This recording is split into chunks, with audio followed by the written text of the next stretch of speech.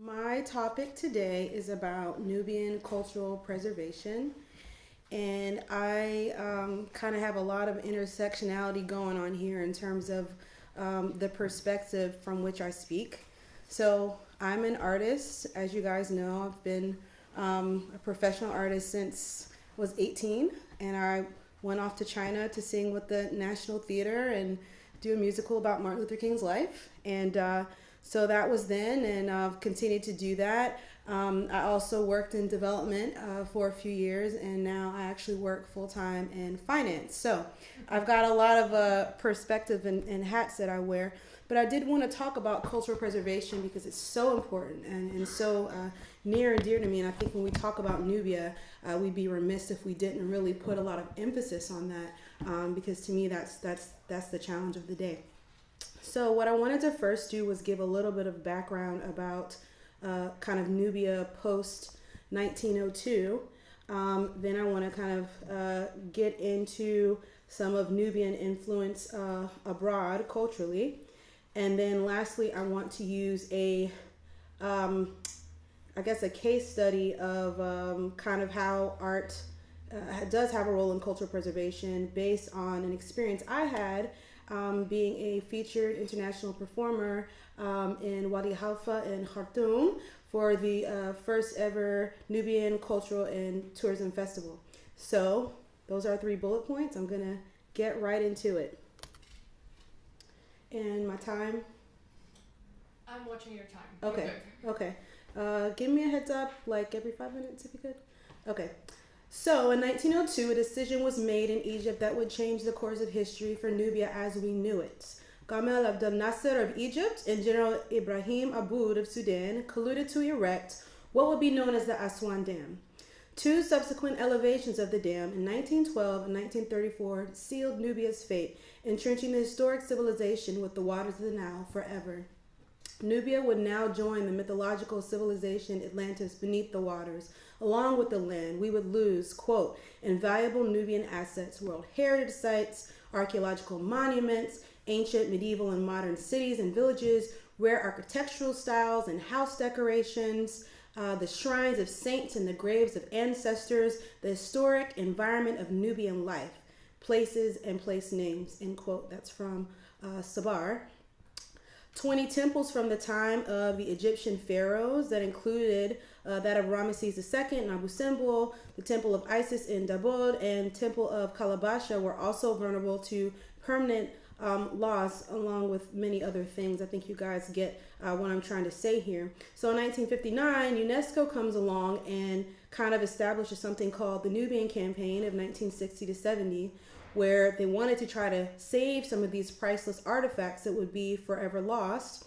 So with that, there were several different kind of people coming in to do excavations and save different archaeological sites and what have you.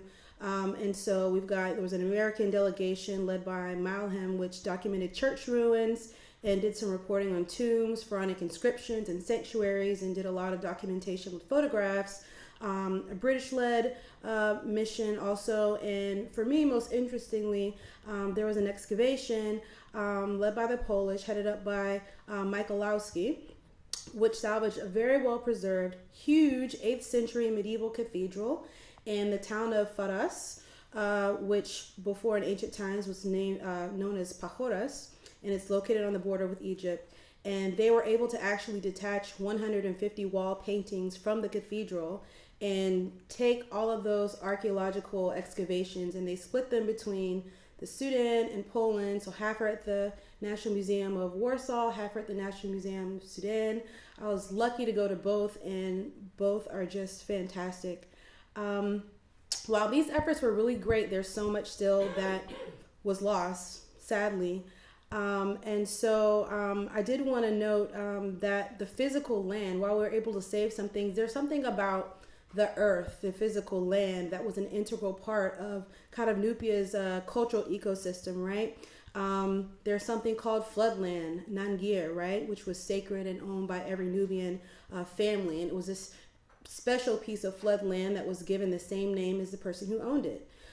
there were water wheels, escaliers, and they lived on the land and were used. And I think, did I see that he had an album named Water Wheels, right? He just presented about that. So that's really interesting. It was a huge part of the cultural ecosystem. And also hamlets, or irkis, small villages. So things are really complicated. And then when folks were kind of suggested to move or forcefully displaced by the flood to New Halfa, Wadi Halfa, right? The names of the villages even were lost, right? And sadly, they were replaced with numbers. So instead of DC or something, this is like number 8. This is really bizarre. Abdul Halim Sabar, he talks about this in his book, that his father's village was called Dibri. It was known later, once they moved, as villages 14, 9, 7, 6, and 3. His mother's village, Ikshid, became known as villages 12, 13, and 14. And so then we also have this complicated dynamic too of Arabic kind of being preferred to Nubian, especially after that time. And so I've got some examples here.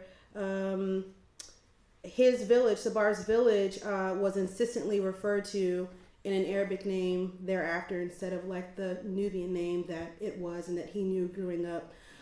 So there are lots of complicated things around cultural preservation post 1902. I did want to talk a little bit about the role that Nubian culture, either real or imagined, dubiously artificial, dubiously real, however we want to put it anthropologically. I'm just putting all disclosures. But I did want to say that in the African American imagination, place names in Nubia, Kush, Merowe, etc., are instantaneously recognizable and hold stature and weight in the community. During some historical points, Nubia was, we know that, but place names like Merowe, Napata are held in high esteem for the historical contributions of the kingdom dating back to the time of Akhenaten and beyond. And so that's made a huge impact. And so it's interesting to note that it's not often that you see other cities or countries or ethnicities even hold the same kind of level of cultural influence that Nubia did in this particular community, for example. So other faraway places, Saudi Arabia, China, Bangladesh, Igbo, Xhosa, I mean, nobody, I think, really culturally has had as big of a kind of influence as the Nubian community. So I think that's really interesting. And thought this was a really interesting quote.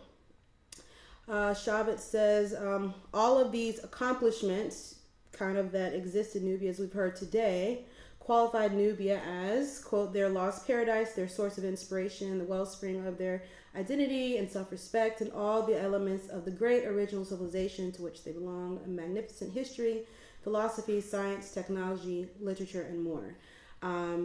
So in thinking about cultural preservation, I just think it's important to say that Nubia has impacted so many other cultures, and I think that's really awesome.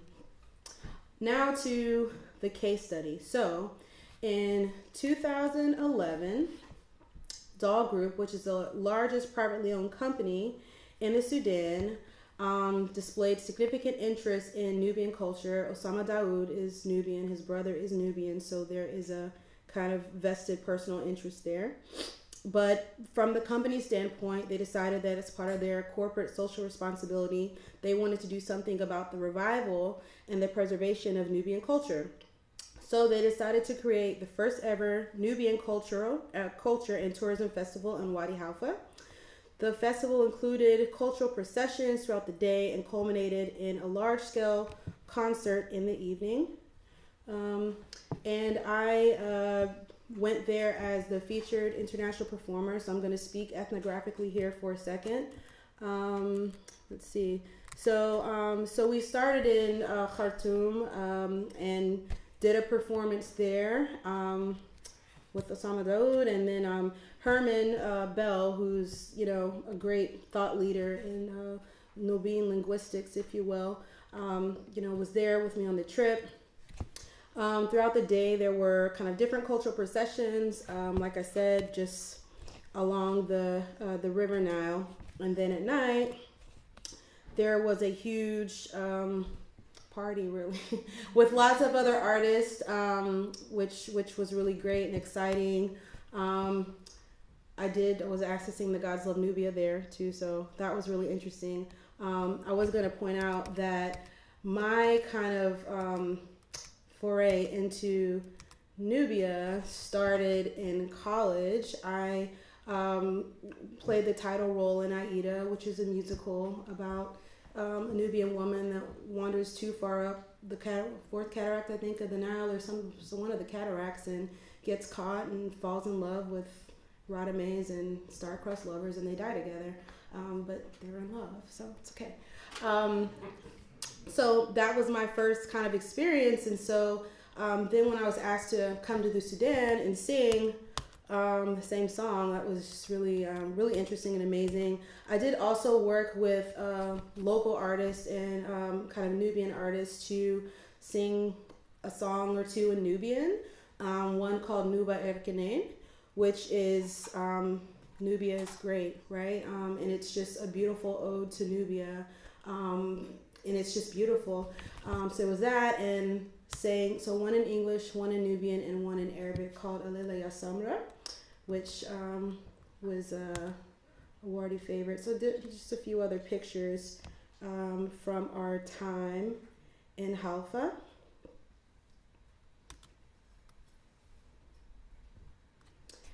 So I believe deeply that I'll first show a picture when I went to Jebel Sese. That was really fun. I think that art is a critical instrument of cultural preservation and a beacon of institutional memory that I think is really key for preserving Nubian culture. So again, Shadi talked about like how there's so much embedded in a song, in a Nubian song. You've got D minor, a unique musical scale. We're just playing the black keys. We've got kind of Nubian and Arabic kind of mixed in there together, traditional rhythms and stuff. We have the album The Water Wheel, right, by Hamza al-Din, which I just talked about, Escalades, Water Wheels. So there's so much, I think, that's embedded that art can preserve. So in conclusion, I just want to reiterate a few key talks and give a call to action. The building of the Aswan Dam in 1902 was obviously the impetus that put Nubian cultural and linguistic preservation in jeopardy. The forced relocation in 1964 made it worse. Despite this, Nubia has had a high level of impact internationally, such as on the African American community across the United States. As demonstrated by the case study I share with you of the first Nubian Cultural Festival in 2011, the private sector has a role to play in leading the way for cultural preservation, particularly Nubian cultural preservation. So I'm looking to Doll Group to keep leading the way on that effort. And lastly, art in all its forms has a significant role to play in creating an institutional memory that preserves Nubian culture. I feel like language is so important. Nelson Mandela said, if you can know a man's language, you can truly access his heart and his soul. And I took that so literally. I was born with one language in my mouth, and now I speak maybe 5. Arabic, Hindi, Chinese, Spanish. Yeah. So I believe in learning languages, and so it really breaks my heart to know that Nubian is a seriously endangered language, and I think we've got to all do our part to save it and think of some action items. I think a lot has been talked about today. But there are some things I thought about that could be done to combat the extinction of the Nubian language forever. One is, I think it'd be cool if interviews could be conducted with those that live in Halfa and lived in Old Halfa before they were evacuated. That would be amazing. Proper documentation and study of the original place names would be really great. I think that would be an incredible study. Nubian language, I think, should be taught to members of diaspora, and I think diasporans agree and believe in that. I'm really interested in doing a Nubian dictionary. I think that would be amazing. I think the Nubia app is amazing. I believe that art should be kind of intentionally utilized to preserve both language and culture. So the recording of songs like Wardi and like Munir and like Hamza, like I think all of that is incredible and again can preserve so much. Another thing I know Sabar worked on is wall paintings, within Nubian architectural style. I think it'd be great if we could continue to replicate and exhibit those.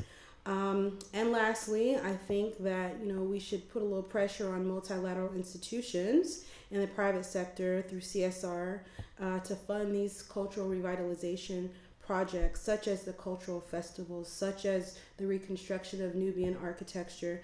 One other thing I think is cool, I was in Canada last year, and they just opened up a Ge'ez Department of Study in the University of Toronto. Ge'ez is like the pre-Amharic language, right? Which is not spoken, it's like Latin. And so, for instance, if we could fund something like that, a Nubian language studies department somewhere, I think that would be really incredible. So I've got a lot of energy on this, and I'm so happy to be here. Ergo, and I hope to talk to a lot of you afterwards. Thank you so much.